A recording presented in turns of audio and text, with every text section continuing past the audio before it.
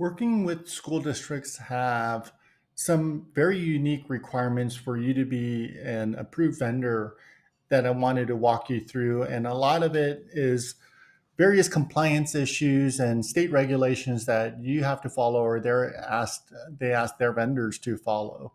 So each district will have different liability insurance requirements, auto insurance, and workers' comp coverage insurance, depending on the size and the setup of your formation of your company. It's okay for you to talk those items through with the district if they don't apply. But again, you need to understand what the coverage requirements are because you might have to adjust your coverage requirements to meet their requirements. Um, Most school districts, especially if you're going to be on campus, will require some form of background check to uh, be done both on yourself and also on your employees or other contract labor folks that you might have working for you. So, again, make sure that if you're bringing people on, you do this early because background checks and things like that can take time depending on the level of background check. um, I made it a practice of just anybody I hired getting a background check done, especially if they're going to be on site. You also need to make sure that you're in good standing all the time with the state.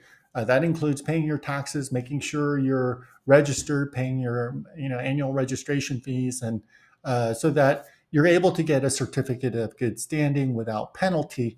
And every school district will ask for something like this to verify that you're a real legal entity and you're an active entity.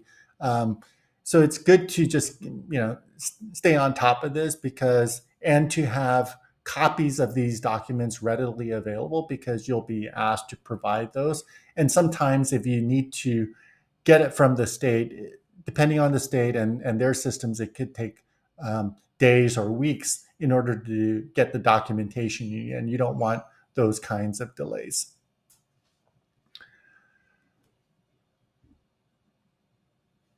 Finally, you might be asked to uh, prepare affidavits for certain things around uh, data privacy or foreign company concerns.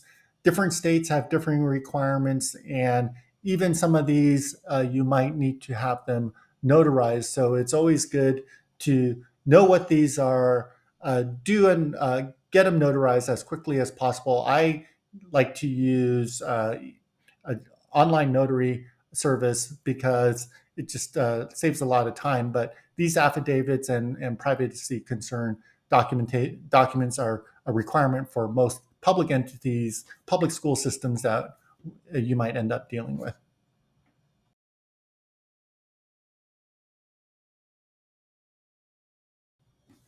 Business operating systems or software tools, right? This is an area I personally like to geek out on a bit, and it could consume a lot of time. But here are some categories to consider. And I actually think just having something in each of these categories could help kind of create a more efficient business. But you also, you know, there's some overhead in running these tools and setting them up, and so you don't want to get too consumed with it. And there might be a time where it's more appropriate for you just to use a spreadsheet. As you grow or get more clients, it might start to make sense to implement some of these software tools. So the first is the obvious one, like financial accounting software. There are a few major ones. The most obvious one is Intuit QuickBooks. There's another one called Zero that's pretty popular, but there's several accounting um, software systems. Most of these systems are going to be plenty good for you to grow your business.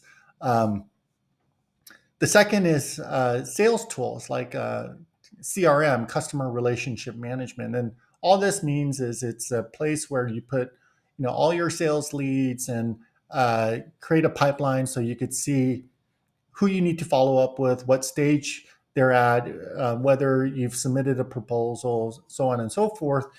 It makes a lot of sense if you have a team or you have a lot of deals in the pipeline and you just want to keep track of, it makes sense to do it this way, because there is some setup that goes into it and some upkeep that goes into it. But if you only have a small number of deals, it's easy enough to keep it on a spreadsheet or some sort of project management tool like Airtable or something like that.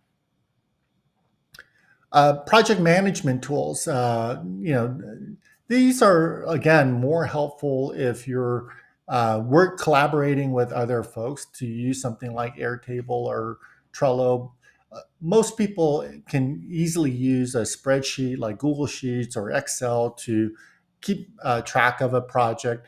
As things, as you have more projects and you need to share it with more people, and the project get more complex, you might need something like this. But in the beginning, you might not.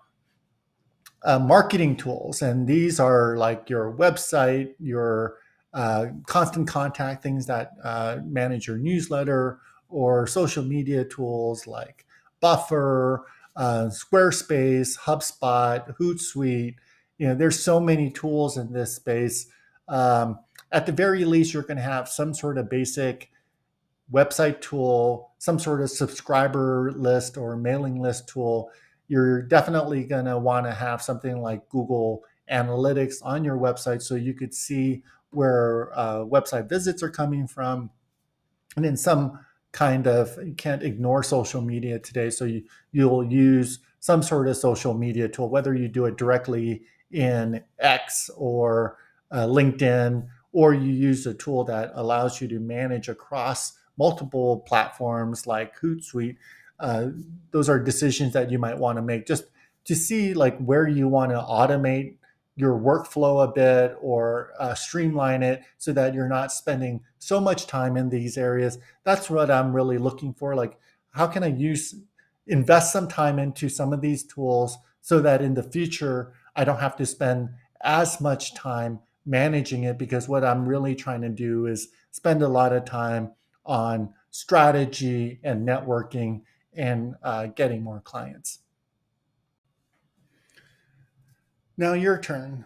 So for your homework, what we want you to do is pick 2 or 3 clients, potential clients that you're working with, figure out who the customer is and who the buyer is, like we talked about. Document what their procurement process is. What are the steps that are required to actually get your contract executed and approved so that you could start implementation? And then get a list of all of the required documents that are needed that you need to provide in order to become approved as a vendor. And you could actually be on campus if that's what you need to do, or you could actually go live with your product or solution. So your homework again is to identify 2 to 3 customers with those 3 points and figure out if there are patterns to this, see what documents and tools and resources you need to have readily available in order for you to expedite this process. And then finally, what you want to do is figure out what are the things that you always have to have on hand in order to expedite the point of someone accepting a proposal for you to get an executed contract, because you want to compress that as much as possible. Sometimes, again, unfortunately, sometimes these things can drag on for 30 days, 90 days, and even longer, depending on the district, depending on the type of approval process that it has to go through, especially if it has to go through board approval. A lot of times your contract might be on the agenda, and it could even get taken off the agenda last minute just because something else comes up that's more important. And so these are all factors that come into play in order to get your contract executed, for you to start to work, and for you to make the impact that you envision that you can have.